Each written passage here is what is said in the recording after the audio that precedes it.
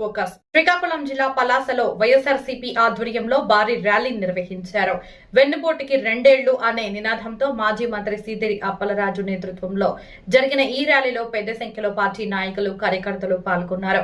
ఈ సందర్భంగా సీఎం చంద్రబాబు నాయుడు ఎన్నికల హామీలు అమలులో విఫలమయ్యారని విమర్శించిన సీదిరి అప్పలరాజు, మాజీ సీఎం వైఎస్ జగన్మోహన్ రెడ్డి ప్రజలకు ఇచ్చిన హామీలను నెరవేర్చారని అన్నారు. అనంతరం కార్యకర్తలు డాక్టర్ వైఎస్ రాజశేఖర రెడ్డి విగ్రహానికి నివాళులర్పించారు.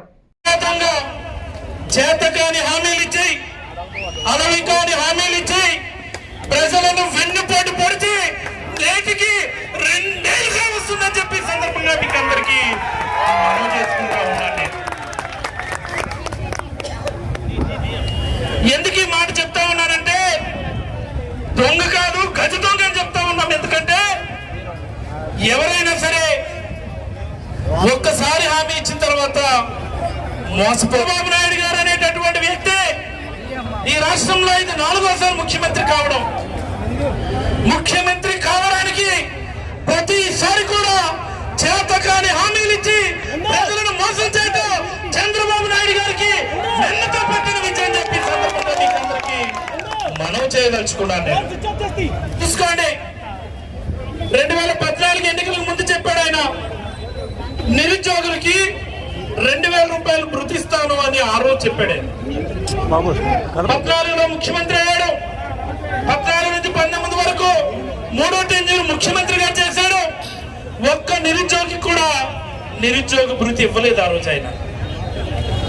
ఎన్నికలకు 4 రోజుల ముందు ముఖ్యమంత్రి యువనేస్తమని ఓ ప్రోగ్రాం పెట్టాడు. ఏంటట అంటే యువతకు నిరుద్యోగ భృతి ఇస్తాము అని. పేరు గొప్ప, పేరు గొప్ప, ఒక్కరంటే ఒక్కరికి నిరుద్యోగ భృతి ఇవ్వలే. మరి ఇప్పుడు 24 ఎన్నికల ముందు ఈసారి 2000 కాదు 3000 రూపాయలు ఇస్తానని గద్దెనెక్కాడు ఆయన. దానికో పేరు పెట్టాడు ఆయన, యువ గలం అని.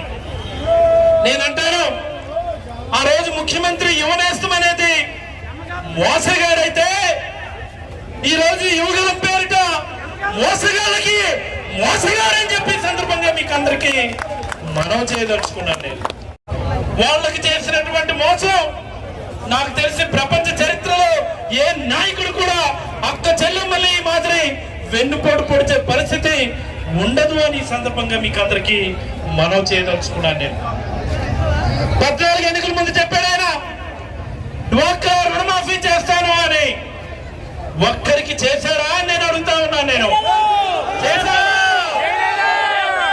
ఈరోజు 18 సంవత్సరాలు దాటితే చాలు, నీకు 1500, నీకు 1500, నీకు 1500 అన్నాడు. అత్తకేమో 18,000 అన్నాడు, కోడలకేమో నెలకు 1500 అన్నాడు, మామికేమో 50 సంవత్సరాలు దాటితే పెన్షన్ అన్నాడు. ఈ రోజు వస్తుందా అని నేను అడుగుతా ఉన్నాను. నేను ఆ రోజు డ్వాక్రా రుణమాఫీ జరిగిందన్నది ఎంత వాస్తవమో, ఈ రోజు మహిళలకు 18 సంవత్సరాల తర్వాత ఆడబిడ్డ నిధి కింద 1500 ఇస్తున్నాడు అన్నది కూడా అంతే వాస్తవం. ఇది అక్క చెల్లెమ్మలకి దారుణమైనటువంటి వెన్నుపోటు అని చెప్పి సందర్భంగా మీకు అందరికీ మనం చేయదలుచుకున్నాను. నేను ఇలా ఈ రాష్ట్రంలో ప్రతి రంగాన్ని కూడా ఒక మాఫియా మాదిరి తయారు చేశారు. ఇసుక ఒక మాఫియా రాష్ట్ర వ్యాప్తంగా, మట్టి ఒక మాఫియా రాష్ట్ర వ్యాప్తంగా, గ్రావెల్ మాఫియా రాష్ట్ర వ్యాప్తంగా, మరి ఇప్పుడు సారా, లిక్కరు, ఇదే మాఫియా. రాష్ట్రం మొత్తం లిక్కర్కేమో 10 రూపాయల బాటిల్ వసూలు చేస్తూనే ఉన్నారు. రాష్ట్ర వ్యాప్తంగా ప్రజలందరూ గోల్ చేస్తూ ఉన్నారు. మందు తాగేవారు పాపం ఏమిటో ఈ 10 రూపాయలు ఎక్స్ట్రా, 20 రూపాయలు ఎక్స్ట్రా అని అడుగుతానే ఉన్నారు. కిక్కరు మండలేదు ఎవడు, కరెక్షన్ మాత్రం ఆపడం లేదు. ఆ మాదిరి ప్రతి వీధిలో ఒక బెల్ట్ షాప్ పెట్టి, ప్రతి ఊర్లో 5-10 సంఖ్యలో బెల్ట్ షాపులు పెట్టి పేద ప్రజల రక్తాన్ని రోజుకు తింటున్నారని చెప్పి సందర్భంగా మీకు అందరికీ కూడా మనం చేసుకుంటా ఉన్నాం. మరి మన నియోజకవర్గం తీసుకుందాం. ఒక్క చెరువు ఉంచారా వీళ్ళు? ఇంతకు ముందు మాట్లాడుకున్నాం మనం. ఇక్కడ పరిపాలన ఎలా ఉందంటే 3 చెరువులు, గట్టిగా చెప్పాలా, మూడు చెరువులు 6 కొండల మాదిరి ఇక్కడ పరిపాలన చేస్తా ఉన్నారు. ఆవిడ చెప్తే అభివృద్ధి గురించి అవగాహన లేని వ్యక్తులు మాట్లాడేటటువంటి మాటలు. నువ్వు వేసే సిసి రోడ్డు డ్రైన్ అభివృద్ధి అయితే మరి మేము వేసిన ఈ కేటీ రోడ్డు ఏమవ్వాలి? మేము తెచ్చినటువంటి ఆర్టీఓ డివిజన్ ఏమవ్వాలి? మేము తెచ్చిన కిడ్నీ హాస్పిటల్ ఏమవ్వాలా? మేము తెచ్చిన వాటర్ ప్రాజెక్ట్ ఏమవ్వాలా? మేము తెచ్చిన మున్సిపాలిటీ వాటర్ ప్రాజెక్ట్ ఏమవ్వాలా? ఇచ్చినటువంటి ఏకైక నాయకుడు ఎవరయ్యా అంటే చంద్రబాబు నాయుడు. ఎవరు? అందుకే నేను అంటాను, చంద్రబాబు నాయుడుకి ఏమని అంటారు? చంద్రబాబు ఏమంటారు? చంద్రబాబు నాయుడు. వెన్నుపోటుదారుడు. చంద్రబాబు నాయుడు. వెన్నుపోటుదారుడు. చంద్రబాబు నాయుడు. వెన్నుపోటుదారుడు. చంద్రబాబు. చెప్పుకుంటూ పోతే ఈ నియోజకవర్గానికి గుర్తింపు వచ్చిందంటే అది జగన్మోహన్ రెడ్డి గారి హయాంలో, మన హయాంలో అని చెప్పి సందర్భంగా మీకు అందరికీ మనవి చేసుకుంటూ